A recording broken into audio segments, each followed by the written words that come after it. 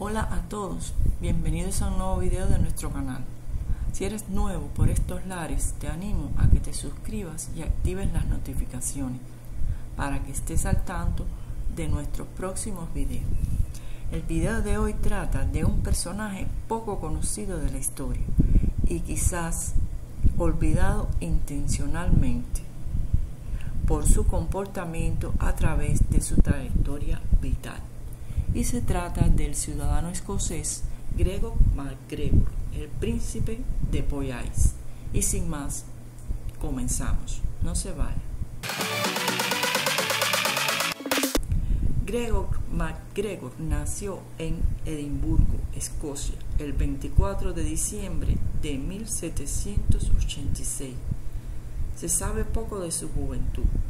Decía ser hijo de una antigua familia de oficiales escoceses que habían sido parte del regimiento de los Black Watch durante generaciones. Su padre fue Daniel MacGregor, antiguo capitán de la East India Company. Murió en 1794 y Gregor y sus dos hermanas fueron puestos bajo el control de un señor que era curador y educado por su madre Anne Austin con ayuda de los parientes. MacGregor se hizo soldado de la Armada Británica con 16 años, lo más temprano que era posible. Sirvió a partir de marzo de 1803 en el Regimiento 57 y fue promovido en febrero de 1804 a teniente. En junio de 1805 contrae matrimonio con María Warren, huérfana de un almirante británico, y se volvió rico y avanzó rápidamente en su carrera. En agosto de 1805 fue nombrado capitán y jefe de compañía y estudió un tiempo de 1808 a 1809 química y ciencias naturales en la Universidad de Edimburgo. En 1810 debió salir del ejército por problemas con sus superiores y poco después fue contratado por el mariscal William Carl Beresford para el servicio militar portugués, el que tuvo que abandonar poco después, también de manera obligada, por problemas de disciplina. Y vivió con su supuesto título nobiliario portugués en su ciudad natal de Edimburgo. Su esposa fallecería en 1811, con lo que MacGregor perdió el apoyo social y financiero de su familia. Gregor comenzó a fijarse en las guerras independentistas que estaban estallando en la América española. En Londres había conocido al general Francisco de Miranda, líder de la revuelta venezolana y personaje carismático que, habiendo recorrido Europa, causó una gran impresión allá donde iba. Decidido a ofrecerle sus servicios, MacGregor vendió lo que tenía, mayormente la modesta propiedad familiar en Escocia, y embarcó con destino a América. En Venezuela se puso bajo las órdenes de Francisco de Miranda. El seductor escocés aseguró su posición contrayendo segundas nupcias con Josefa Aristeguieta, prima de otro de los principales generales rebeldes, Simón Bolívar. Tras la caída de la Primera República de Venezuela, el primer intento de librarse del dominio de España, Simón Bolívar se marcha a Curazao y Gregor también se marcha junto con su esposa. Luego del regreso de Bolívar, participaría en varias contiendas bajo el mando del Libertador, entre las que se destaca el intento de lograr la independencia de Florida. MacGregor, por orden del Libertador, se trasladó en misión especial hacia Estados Unidos. En los planes de Bolívar estaba lograr la independencia de la Florida y así bloquear el apoyo de los Estados Unidos a los realistas en Venezuela. Antes, Bolívar asciende a MacGregor a general de división y es honrado con la orden de los libertadores. La siguiente misión del ahora famoso MacGregor consistiría en capturar algún puerto en la Florida, posesión española desde la que los rebeldes podrían crear un valioso canal de suministros y comercios con Norteamérica. MacGregor viajó a los Estados Unidos para recaudar fondos y conseguir reclutas. Un número de estadounidenses se alistaron en su unidad bajo la promesa de buenos salarios y recompensa. En Charleston y Savannah contrata 150 milicianos, incluyendo varios revolucionarios venezolanos, con quienes lleva a efecto la toma de la isla Amelia el 29 de junio de 1817, isla situada en la costa oriental de la Florida, sometida bajo el régimen colonial español. MacGregor declaró la independencia bajo la bandera de la Green Cross of Florida, con el título de Brigadier General de las Provincias Unidas de la Nueva Granada y Venezuela y General en Jefe de los ejércitos de las dos Floridas. Proclamó la República de las Floridas y diseñó una bandera de una cruz verde sobre fondo blanco, y también creó una moneda propia. Estaba decidido a convertirse en el Bolívar de la región. MacGregor ocuparía la isla Amelia hasta que no consiguió más apoyo de sus mecenas y la abandonó en septiembre de 1817 en manos del corsario francés con patente mexicana Luis Aury, que la declaró parte de la República de México. Sin embargo, este fue desalojado por las tropas de Estados Unidos enviadas por el presidente James Monroe en diciembre de 1817. En los años posteriores participó en varias contiendas ordenadas por Simón Bolívar, de las cuales no saldría muy bien parada su reputación. Pero es a partir de este momento que comienza la historia que lo haría famoso en algunos países europeos. Si en el Reino Unido nadie conocía de su incompetencia, en América su reputación terminó hecha añicos.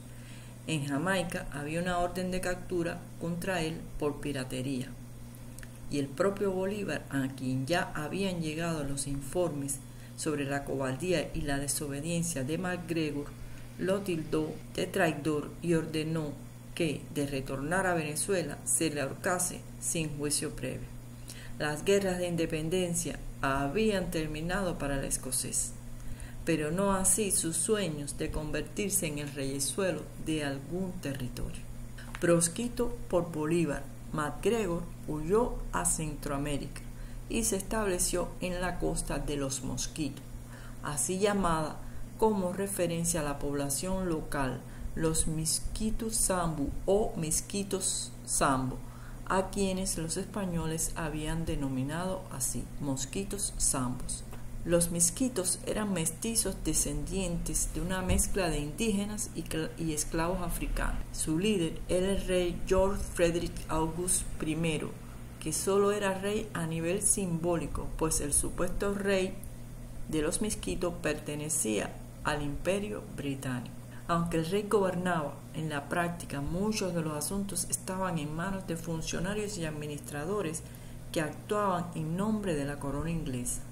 Aún así, George podía decidir sobre las concesiones de tierra. Cuando MacGregor llegó a la corte de George Frederick, traía consigo botines varios, pagando con joyas y un cargamento de ron requisados durante sus andanzas, y consiguió que el rey de los misquitos le cediera la propiedad de un amplio territorio selvático de la costa, que no le interesaba a nadie porque no había nada que hacer en él. Años antes, los ingleses habían intentado crear alguna base colonial, pero el lugar era demasiado inhóspito e insalubre, y se habían marchado dejando tras de sí unas cuantas tumbas. En 1800, antes de que MacGregor comprase el territorio, también los españoles habían pretendido establecer una colonia, pero habían sido masacrados por los nativos. Aquella selva tropical era inhabitable para los europeos y también para los criollos, que seguían siendo también en su forma de vida fundamentalmente europeos.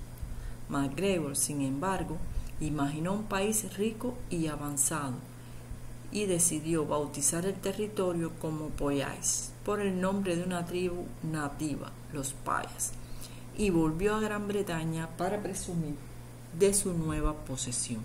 Supuestamente MacGregor había firmado un tratado con el rey de Mosquitia, George Frederick August II, quien le habría cedido 122.000 kilómetros cuadrados para la colonización del territorio de los Poyais. Poyais era un extenso territorio situado en la costa caribeña de la actual Honduras, pero impracticable pedazo de selva en la costa de los Mosquitos, donde no podía plantarse y donde el ganado no tenía nada que comer ni manera de sobrevivir. No había oro, ni plata, ni nada digno del esfuerzo de pelear contra el entorno tan hostil y las enfermedades exóticas para las que los organismos europeos no estaban preparados. Ni siquiera habían establecimientos. En el pasado, los pocos intentos de mantener bases o colonias en el lugar habían fracasado estrepitosamente. Poyais era un infierno tropical. En 1820, MacGregor regresa a Londres y se declara príncipe de Poyais. La alta sociedad londinense apreciaba la colorida figura de MacGregor como parte del clan MacGregor, descendiente de Roberto Roy MacGregor, como luchador por la independencia de Venezuela y, en particular, por su exótica consorte sudamericana Josefa Aristeguieta y Lovera. Decía que el país de Poyais, en Mosquitia, se hallaba bajo su comando como Gregor I, príncipe soberano de Poyais y cacique del pueblo de Poyais, y que este país se había transformado en un estado próspero. Decía que el reino tenía una gran capital, con castillos, edificio de parlamento, ópera, catedral y puerto moderno. En el país habría grandes cantidades de oro y tierra muy fértil para nuevos colonos. Nadie dudó de sus aseveraciones, pues en el Reino Unido se sabía muy poco sobre las antiguas colonias ibéricas, y por otra parte el país buscaba nuevos mercados y terrenos para colonizar. Muchos historiadores creen, sin embargo, que MacGregor le pagó a algunas personas influyentes para conseguir el apoyo político necesario. El encargado de asuntos del negocio de MacGregor, John Richardson, un viejo amigo de los tiempos de la Guerra de Independencia, fue recibido por el rey Jorge IV y MacGregor fue nombrado como Sir Gregor para promover las relaciones entre ambos países, es decir, entre Inglaterra y Poyais.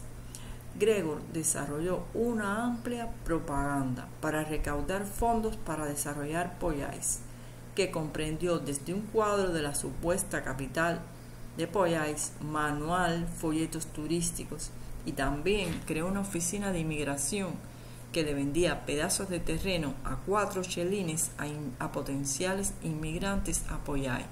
Previamente le cambiaba el dinero a las personas, es decir, la moneda inglesa, por un supuesto dinero de Poyais. MacGregor había obtenido gran experiencia como recaudador de fondos en los Estados Unidos durante la preparación de su fallida campaña de conquista de Florida, y en Inglaterra durante la preparación de su también fallida campaña de liberación de Nueva Granada. Había hecho un uso nefasto de aquellos fondos y recursos, pero los detalles sobre el ignominioso fin de su carrera militar no eran conocidos en la isla británica, pese a las advertencias de algunos de sus antiguos oficiales. El escocés, con un gran dominio de las relaciones públicas, consiguió que se le asociara no con sus fracasos, sino solo con su antigua pertenencia a los legendarios Die Hard de las guerras napoleónicas o con la heroica retirada hacia Barcelona. Su amor por el oropel, los títulos falsos y las medallas conmemorativas lo convirtieron en una atracción muy cotizada en los salones londinenses, y no había anfitrión de veladas elegantes que no quisiera invitarlo como parte del espectáculo. Sus delirios de grandeza resultaron ser contagiosos en Inglaterra. La alta sociedad estaba fascinada por las descripciones que MacGregor hacía de Poyais, desde el diseño de los uniformes de su supuesto ejército hasta un sistema político de 3 cámaras, frente a las 2 que existían en Inglaterra, englobado en una constitución farragosa y altisonante. En 1821, cuando MacGregor empezó con su campaña publicitaria sobre Pollais, sus mentiras eran creíbles. El continente americano se estaba atomizando en el caos de las guerras de independencia y los nuevos estados aparecían y desaparecían de la noche a la mañana. Desde Inglaterra era difícil comprobar cuánto de verdad había en los relatos de MacGregor. Debía de ser obvio que su descripción contenía exageraciones, como la abundancia de oro o las 3 cosechas de maíz por año, pero en cualquier campaña publicitaria se asumía ya por entonces cierto grado de hipérbole. En conjunto, no sonaba inverosímil que un territorio americano fuese fértil, rico y prometedor. Había muchos ejemplos y las riquezas americanas formaban parte del paisaje europeo desde mucho tiempo atrás. La famosa plata española, que procedía de América y llevaba siglos circulando por Europa, se había convertido en el estándar monetario internacional, incluso en Asia, y América era vista como una inmensa mina. ¿Y por qué no Pollais, si era uno de tantos territorios que ofrecían oportunidades nuevas? MacGregor incluso inventó la capital, de nombre San José, en la que había un teatro, una catedral, mansiones y paseos pavimentados adornados por columnatas. Todo lo que había visto en las ciudades más prósperas de América lo incluyó en su elaborada mentira. Y todo era creíble. Se sabía que existían ciudades así de una punta a otra del Nuevo Mundo. Las patrañas de MacGregor encontraron especial eco en su país natal, Escocia. Los escoceses carecían de imperio colonial. Tan verosímiles eran las mentiras de MacGregor que consiguió que el Banco de Escocia imprimiese una tanda de $, de Pollais. En su momento, a nadie se le ocurrió que aquella moneda no sirviera para nada. También obtuvo enormes préstamos bancarios a cuenta de las inexistentes riquezas de Pollais. Y, lo más lucrativo de todo, empezó a emitir bonos de deuda pública cuya rentabilidad era superior a la que ofrecían los bancos centrales de las naciones europeas. También esto era creíble. Por entonces, para alguien que no conocía de cerca la situación americana, invertir en Pollais no parecía más alocado que invertir en Venezuela. Ahora, más de un siglo después, MacGregor ofrecía la posibilidad de que los escoceses pudieran tener por fin una colonia propia. Como a MacGregor no le bastaba el dineral que estaba obteniendo con los préstamos y bonos, puso a la venta concesiones de tierras en Pollais. Muchas familias vendieron lo que tenían para obtener una oportunidad en aquel país tan fértil y rico que MacGregor publicitaba con folletos, ilustraciones y hasta canciones. Y hasta apareció un libro titulado Croquis de la Costa de Mosquito, incluido el territorio de Pollais, escrito por un escritor, aunque obviamente encargado por MacGregor.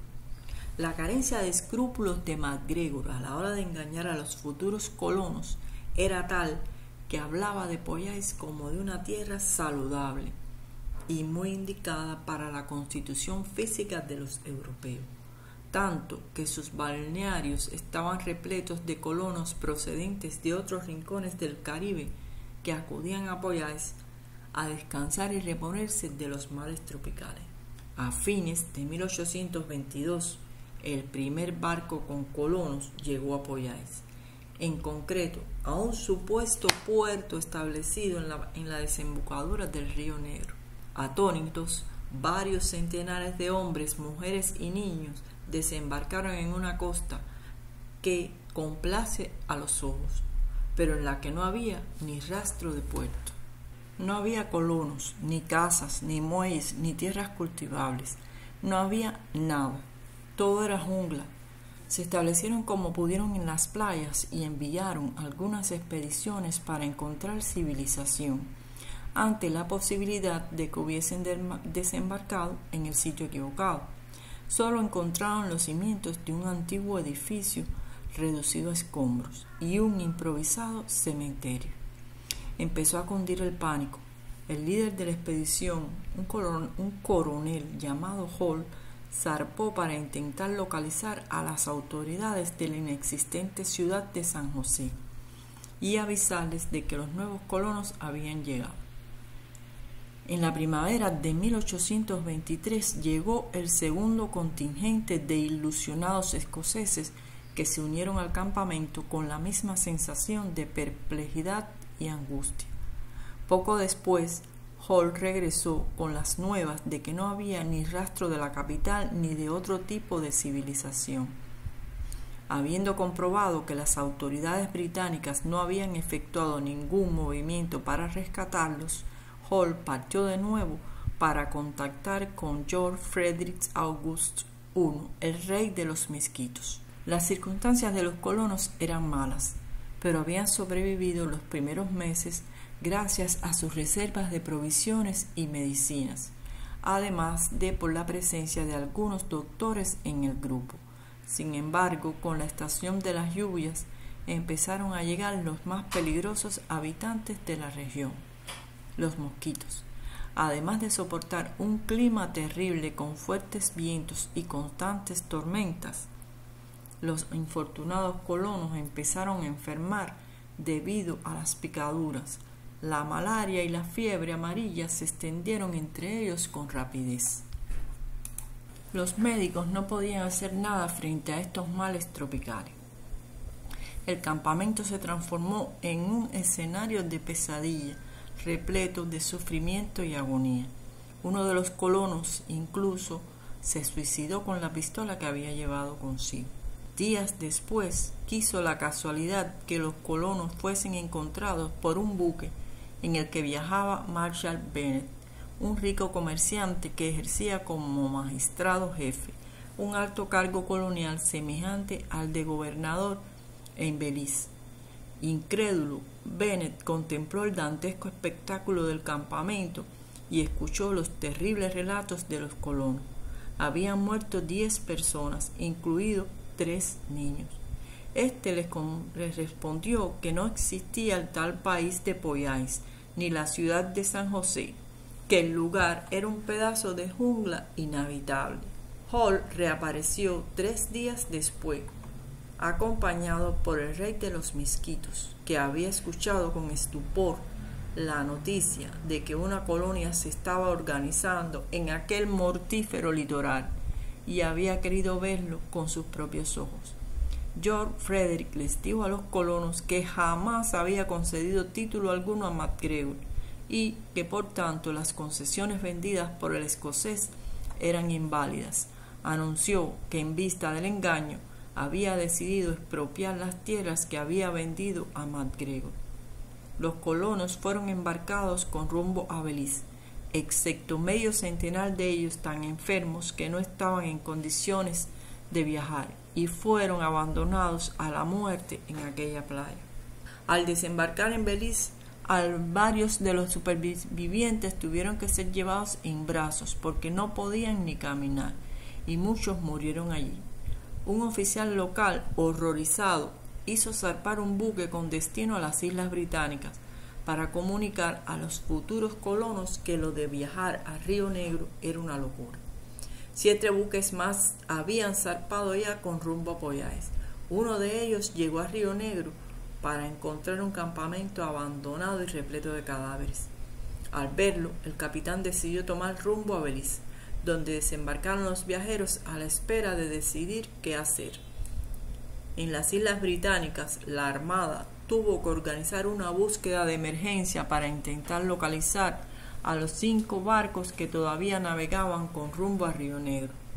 Por fortuna para sus ocupantes, los 5 barcos fueron detenidos a tiempo. En octubre de aquel mismo año, 1823, estalló el escándalo. Regresaron a Gran Bretaña los primeros supervivientes del desastre de Poyais.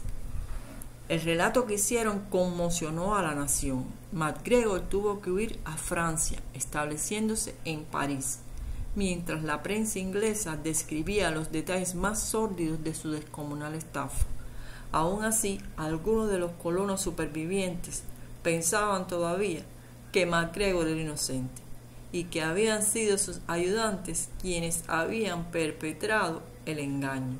El propio MacGregor inició una de las primeras campañas masivas contra la prensa, asegurando que Poyais existía de verdad y amenazando con presentar denuncias por calumnia contra los principales periódicos británicos.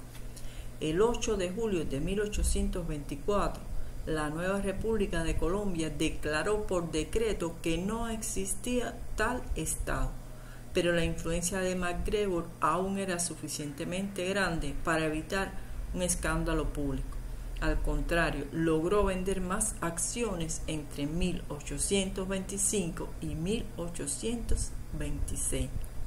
Desde París, a despecho del escándalo organizado en su país, ya que por entonces las noticias no viajaban con rapidez, si es que viajaban, y sin importarle que su estafa hubiese causado la muerte de varias decenas de personas, trató de involucrar a instituciones e inversores españoles en un nuevo intento de colonizar Poyais. Pero en España la experiencia con esta clase de aventureros era bien amplia y antigua.